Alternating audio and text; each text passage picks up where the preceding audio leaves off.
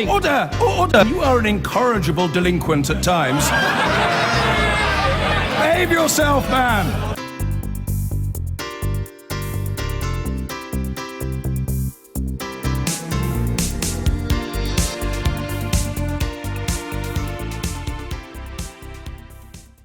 Now, new research has found that more than half of women have experienced sexual harassment at work. For young women aged between 18 and 24, that figure rises to nearly 2/3. The TUC, in collaboration with the Everyday Sexism Project, say their study, titled Still Just a Bit of Banter, represents one of the most extensive studies into workplace sexual harassment ever carried out in Europe.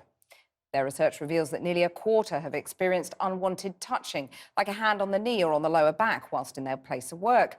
It finds that nearly 1 in 3 women have been subject to unwelcome jokes of a sexual nature while at work. 1/5 of the women surveyed said they've experienced unwanted verbal sexual advances at work. And almost 4 out of 5 women who claimed they'd been sexually harassed at work said they didn't tell their employer about what was happening to them. Many women said they feared that reporting any harassment would negatively impact on their career prospects. Well, joining me to discuss those findings are Laura Bates, founder of the Everyday Sexism Project, and Catherine Hakim, the author of Erotic Capital, The Power of Attraction in the Boardroom and the Bedroom. Laura Bates first. There is a world of difference, isn't there, between unwelcome jokes and demands for sexual favours. Aren't you sort of blurring the lines here? Well, I think what's important is that, yes, sexual harassment does encompass a range of behaviours, but that they are all unwanted, they're all inappropriate, and they don't have any place in the workplace. In fact, one of the stats that we found, actually, that you didn't mention there, was that nearly 1 in 8 women has experienced unwanted sexual touching and attempts to kiss them at work. So, yes, there is a spectrum, of course. But I think it's important to stress we're not talking about kind of jokes between colleagues. We're not talking about giving someone a compliment in the workplace. We are talking specifically about harassment, often perpetrated by someone in a position of power. So flirting with your colleague, that's all right?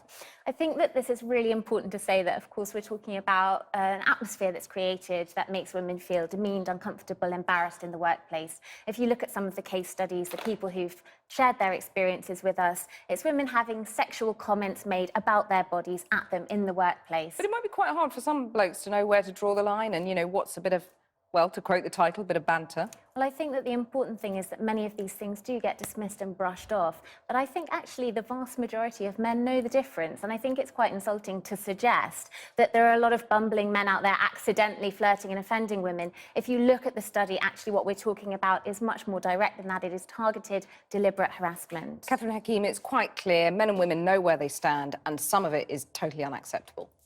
Some of it obviously is, and there are some clumsy men around. But there's also a problem of lack of social skills on both sides.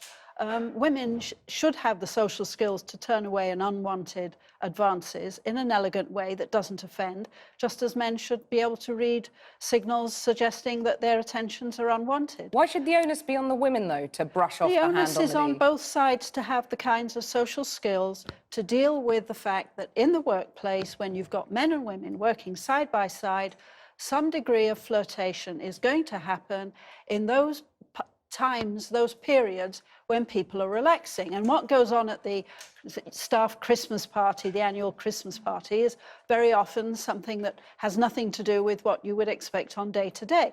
But an interesting counterpart to this British survey is a French survey, which showed that French women say that unwanted sexual attention is the price that we all pay for wanted sexual attention. And that's the real problem. OK, so, Laura, we should be more French about this. I think what's happening here is that we are confusing compliments and attraction and relationships with sexual harassment. In the study, we found that in a large number of cases, it was somebody in a position of control over a victim's career. Think older, married, a boss, taking advantage of a much younger female employee, often somebody on a 0 hours or an unstable contract. This isn't a case of an advance being misinterpreted. Well, let me put that exact example. That's not acceptable, is it? It's not acceptable for a boss to take advantage of their status. But again, go back to the Christmas party. A lot of things happen there that people wouldn't want to admit to or recognise as having happened the rest of the year. So a boss having a fondle with an employee at a Christmas party, you'd say that's okay? No, I'm just saying that that's where a lot of this kind of thing may happen. We've got to recognise that workplaces are social places as well as workplaces. There are drinks occasionally. People do meet and have social events at work. They have casual periods when they're not actually working. And it's Laura, a very fine boundary. Well, let me put that to you. We're all social beings. You know, what's wrong with having a bit of a laugh and having a few drinks with colleagues, and things might get a bit out of hand? Essentially, I'd say we're using a lot of euphemisms here. It's really interesting, actually, that when research like this comes out, when we discover that women have experienced unwanted comments, sexual comments about their bodies in the workplace, unwanted touching, we're talking about flirting, we're talking about fondling, a euphemistic term for groping, a form of sexual assault. We're focusing on women. How do women respond? Shouldn't women brush it off? Isn't it to be expected? Instead of saying it's 2016, nobody deserves to be harassed in the workplace, let's stop it happening. Let's talk about that. Well, that is the point, isn't it? That what you found in your report, Laura, was that the workplace was more sexist than in the 80s, particularly for younger women. Things are going backwards, aren't they, Catherine?